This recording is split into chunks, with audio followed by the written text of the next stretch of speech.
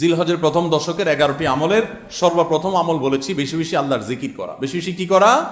আল্লাহর জিকির করা। এই দিনগুলোতে, নির্দিষ্ট দিনগুলোতে আল্লাহর জিকির করবার নির্দেশ আল্লাহ তাআলা কোরআন কারীমে সূরা তাওবায় করেছেন। দ্বিতীয় আমল বলেছি বেশি বেশি নেক আমল করা, কারণ এই দশকের নেক আমল আল্লাহর কাছে অন্য যে কোনো সময়ের নেক আমল ভালো কাজের চাইতে বেশি প্রিয়।